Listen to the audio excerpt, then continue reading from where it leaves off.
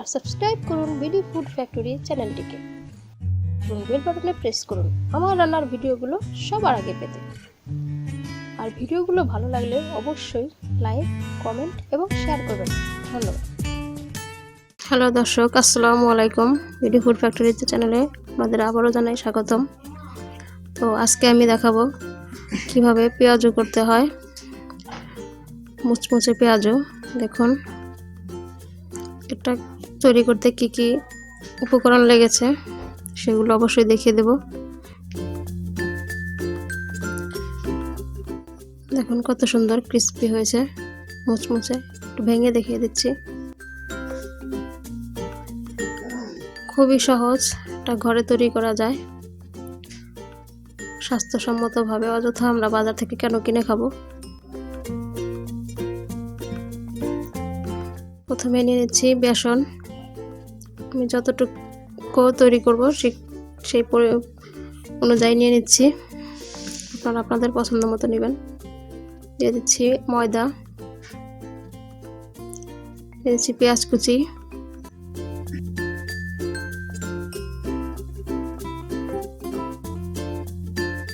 দিয়ে দিচ্ছি কাঁচামরিচ কুচি। খুবই চিকন চিকন করে কাটতে হবে, এইভাবে। ঠিক দেখুন। দিয়ে দিচ্ছি লবণ স্বাদ মতো, হলুদের গুঁড়া হাফ চা চামচ,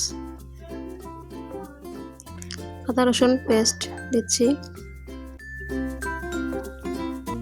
1 চা চামচ। দিচ্ছি গোটা জিরে, এখানে আপনি ইচ্ছে করলে জিরে পেস্টও দিতে পারেন। দিয়ে ভালোভাবে এখন এটাকে মেখে নেব।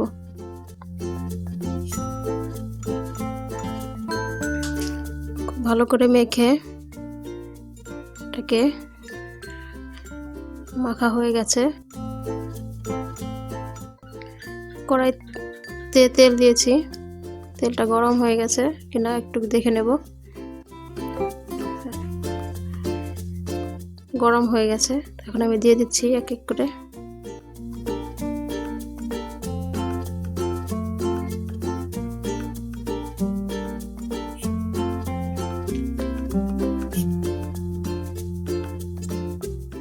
খুবই ইজি এবং খুব কম সময়ে আমরা ঘরেই তৈরি করতে পারি এরকম মুচমুচে পেঁয়াজু।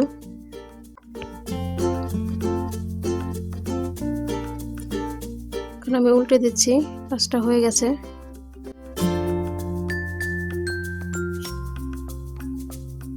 ভালোভাবে একটু নেড়ে চেড়ে দিচ্ছি যাতে সব দিকটা চারদিকটা খুব ভালোভাবে ভাজা হয়।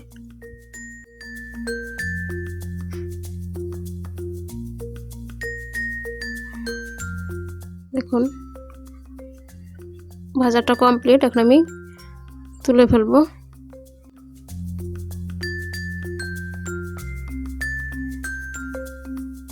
তুলে নিচ্ছি একটা ফ্রিজে।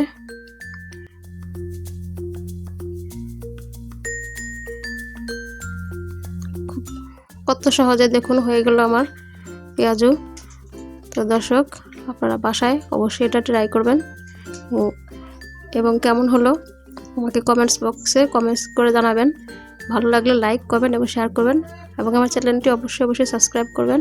যারা সাবস্ক্রাইব করেছেন তাদেরকে অনেক অনেক ধন্যবাদ। যারা করেননি তারা আমার চ্যানেলটি অবশ্যই সাবস্ক্রাইব করবেন, যাতে করে আমি নতুন কোনো রেসিপি দিলে পরবর্তীতে আপনারা সবার আগে সেটা পেয়ে যান। তো ভালো থাকবেন, সুস্থ থাকবেন। দেখা হবে পরবর্তী কোনো রেসিপিতে। আল্লাহ হাফেজ।